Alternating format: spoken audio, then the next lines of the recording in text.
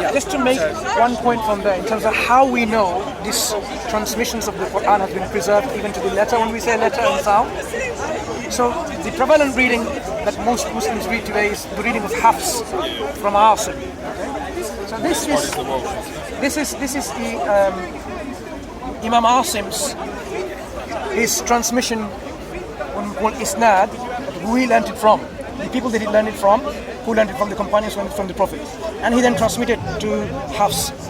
From Hafs, he also had students. And those transmissions, we call it Turuq. So this Turuq, there's 4 main ones here. And from this, there's several other branches, each one transmitting and documented in books. All of these account more than 40, 50, or depending on how many count. They have documented for us every single variation, so whether they read Da'af or Du'af, even to that Fatha and Dhamma sound. All of this meticulous preservation, even to this slightest nuance of the differences. So when we say Hafs reading, this reading, even though in one of the instances in the whole of the Quran is Da'af and Du'af, but both of them we say is correct, because that's how it's being transmitted from the teachers all the way back to Hafs, to his students, his teacher Asim, and back to the Prophet ﷺ. So when Muslims say the Quran has been preserved so meticulously to the letter, to the word, to the dot, actually yes, to the dot in here, like a Fatha sound and a Dhamma sound, Da'fun and Du'fin. All of them are documented. This is one reading called Hafs. As you can see, I merely was able to fit in one page all of this turuq, the transmission chains from Hafs. They exist likewise to all the others, from Nafi', from Qalun, from Hamza, from Kisai, from Abu Ja'far, and all of them and their students and so on and so forth. So when Muslims claim the Quran has been preserved, when they perhaps refer to a particular reading, and each particular reading is preserved like this. So collectively, they are preserved, because Muslims don't say, oh, you read in Warsh and this is a different Quran. No, it's the same Quran, but this is how the Prophet allowed the recitation of it. So it's define terms better. Exactly. That's why we don't say Quran is a version. To give you an example here. Not all Muslims are aware of this, so they will tell you things, and now you know better than they do, actually. You now have that higher level of knowledge. Okay. But this is the authentic. So give you an example. This is one of the pages in the beginning of the Quran that's been printed. So you have the Quran al-Kareem, the Quran, برواية حفص عن عاصم, from Asim, the Hafs reading, yeah. وبالهامش رواية شعبة. On the margin is a reading of Shu'bah, the other student of Asim. So it's documented. Yeah, it's documenting. So you have printed Qur'ans now, Hafs and Shu'bah on the sides. This is Hafs and Qalun on the sides. This is Hafs and Duri on the sides. This is Hafs and Khalaf, the 10th, on the side. This is Hafs and Abu Ja'far on the sides. So you have all these Qur'ans been printed nowadays. None of them say this is Quran number 1, Quran number 2. All of them is one Quran. The readings, the revised version, and the other readings maybe on the side. So this is one Quran.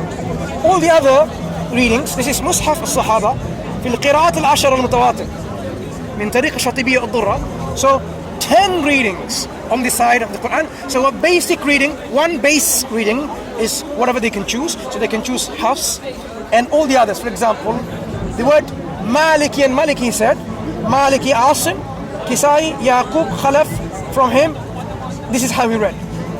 So it tells you who read what exactly from the 10. This is another one like this. And this is one with 14.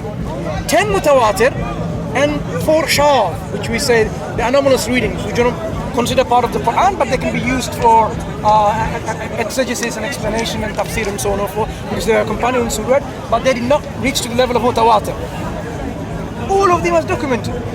We now have even the manuscripts that Uthman radiallahu anhu sent. We know to Sham or Basra or Kufa or Mecca and Medina how he sent.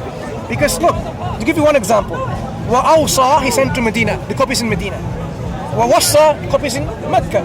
Uthman radiallahu anhu, when he made a standardized copy, he sent with these differences, because these are the readings that Prophet ﷺ taught. And you cannot accommodate this thought he standardised it into one. I thought Uthman standardised it into one. Yes. But some of the readings, 7 down to 1. some of the readings, you cannot just have this in simple skeleton, because wa awsa and wa wassa needs an extra alif. So that skeleton has to have an extra alif, and that's what he was provided in Mecca, for example. And do we have the copies of that today?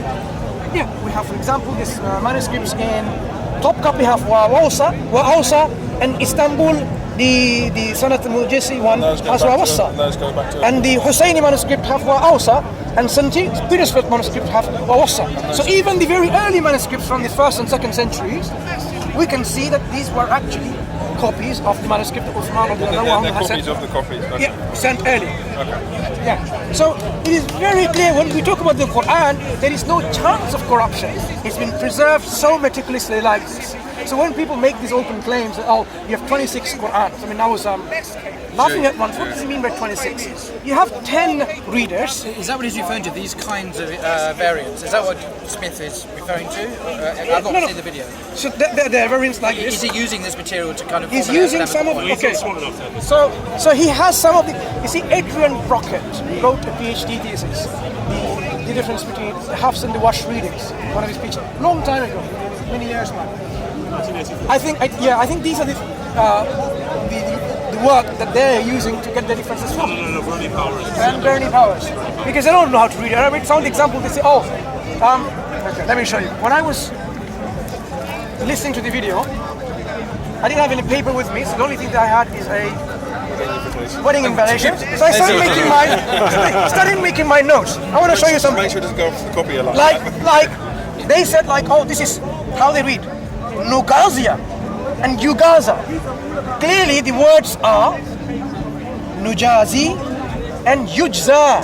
So Nugazia, so now you realize some Egyptian friends have somehow helped them because they read even from the PhD. Because that's the transliteration he uses in the PhD. Really? So now you can trace the error. Error in the PhD has now come to here. Because the word is not Nugazia, because it's not Ga sound, this is Jim and Za. So this is how they got it. Another example where they read, just to show you where they're getting this from. They're not reading Arabic even from their friends.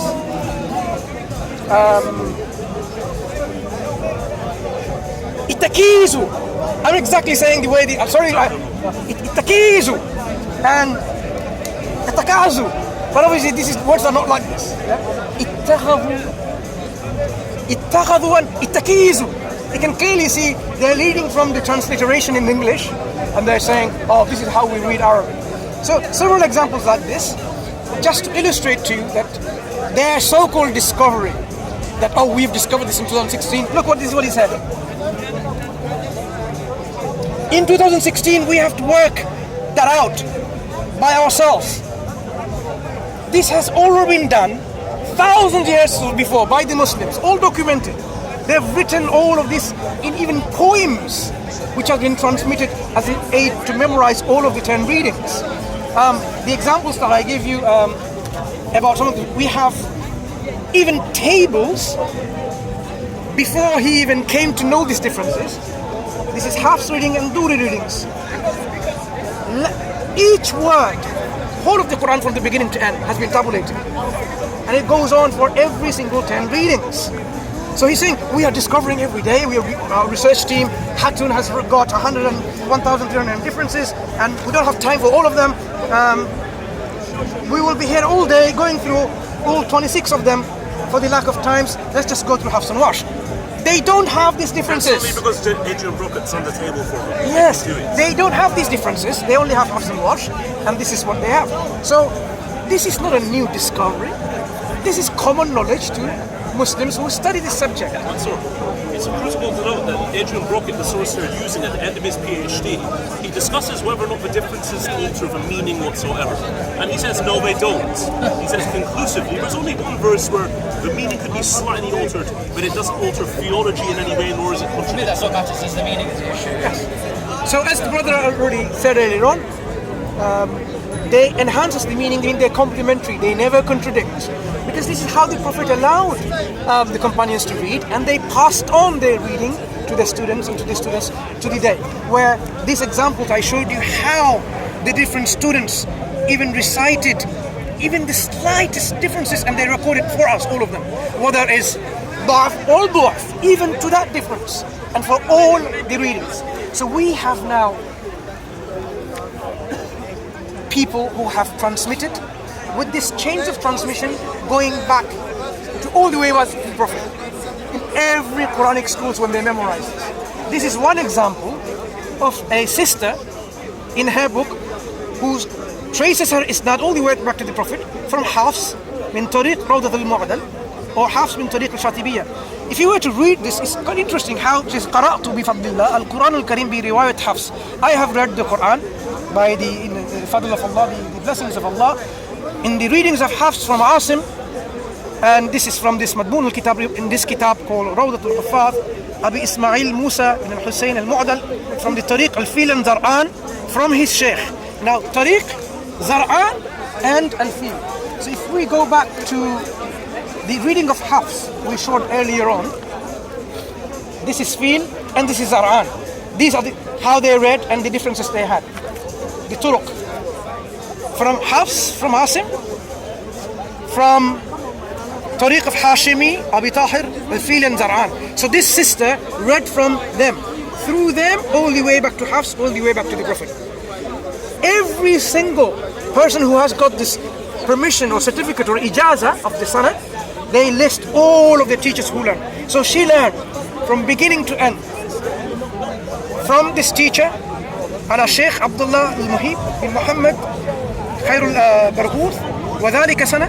Okay, this is سنة in 1421 Hijri. Now it's 1437 Hijri.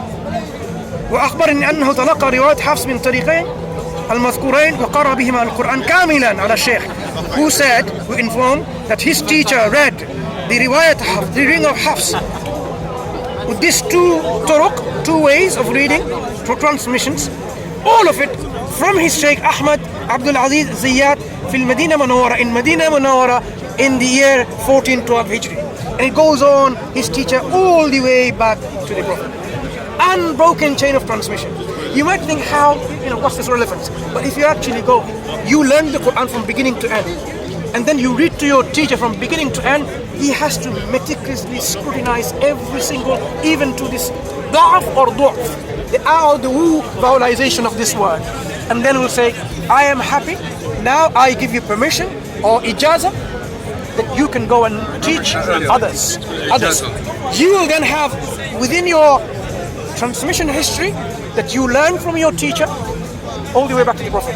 And when you teach the other students who memorize exactly the way you have taught them, letter for letter, sound for sound, vowels for vowels, and you are happy with the recitation, you could say, now I give you ijazah certificate that you can go and teach. Then he will have you as his immediate teacher in his isnad. This is how the Quran has been preserved. There's no way Muslim can have any doubt about the preservation of the Quran. The way. And this is not only one chain. Hundreds and thousands, countless numbers of chains, all the way back to Prophet sallallahu alaihi wasallam. Can I risk of being slightly polemical, controversial? Yeah. Compare and contrast this with, say, the sayings of Jesus, which are absolutely central to a Christian's life. Jesus spoke in Aramaic, the language of his day. We only have records of his teaching in Greek, a completely different language. This is different today as modern English is Hebrew. It's a completely different family tree of languages. And then we have variant sayings in different Gospels. But these are just not the same meaning, but more or less the same statements in different words. They have different contradictory meanings, and scholars have discovered why they're contradictory meanings. Let me give you an example. In the earliest Gospel, Mark chapter 10, man comes to Jesus and says, "Good teacher, what must I do to inherit eternal life?" Jesus says, "Why do you call me good? No one is good but God alone." Now when I say Jesus says that, that's what the Greek says, but Jesus spoke in Aramaic, so Jesus never said those words in Greek, let alone in English. He said it in an entirely different language. We have the same incident, the same story in Matthew's Gospel, where it goes as follows. A man came to Jesus and said, "Good teacher, what good deed must I do to inherit eternal life?" Jesus says, "Why do you ask me about what is good? There's no one good but God alone." So Matthew has a subtly different form of words from the original. Well, I said the original from the Greek. The original is unknown to us. We do not have Jesus' words. We only have a Greek translation written by an unknown person, probably 30 to 40 years after Jesus. In the original Mark, it says, "Why do you call me good?" Matthew has, "Why do you ask me about what is good?" Why the change?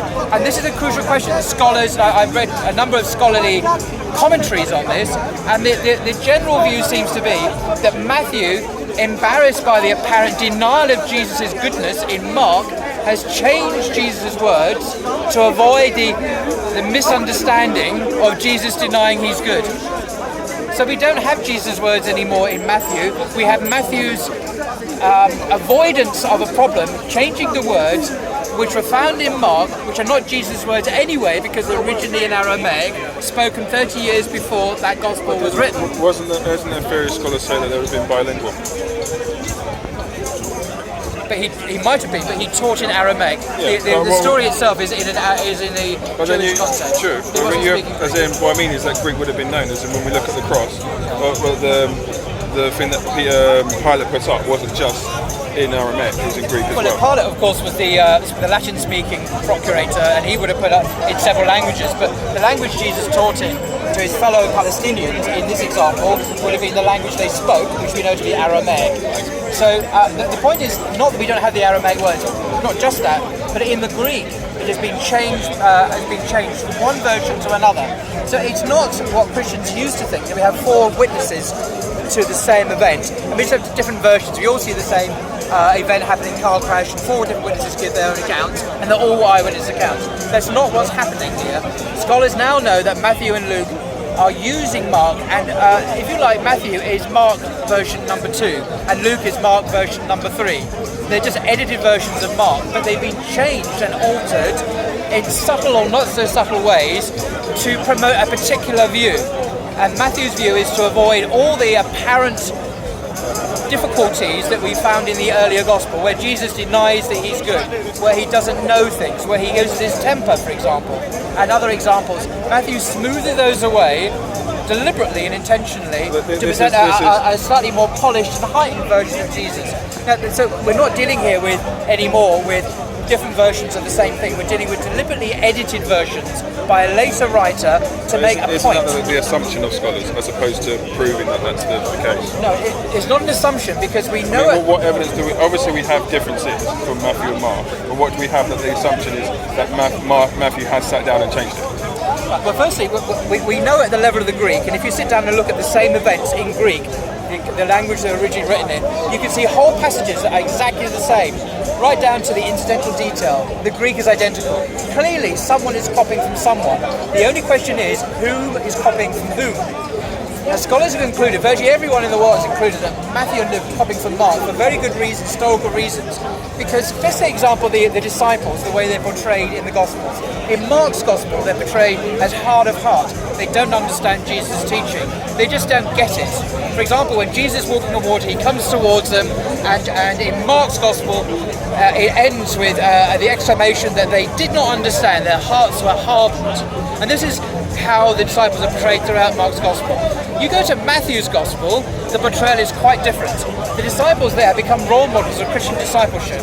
These are guys now who have faith, who are no longer hard of heart. All this language is dropped, or mostly dropped, and in that particular instance, for example, where Jesus walks on water, the disciples are hard of heart, according to Mark, that is dropped, and in Matthew, they worship Jesus, and they're full of faith.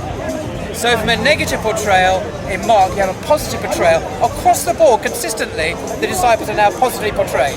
And it's the same with Jesus. The negative, apparently negative incidents of Jesus are smoothed over. Why do you call me good? Becomes, why do you ask me about what is good? It's subtle changes. So you have to ask, which is more likely historically? That Matthew is the original gospel with a positive portrayal of Jesus and the disciples, and he thought, I don't like the sound of this. I'm going to make them into disbelieving, unbelieving disciples. And I'm going to add things into the positive portrayal of Jesus and make him sound to be doubting that he's...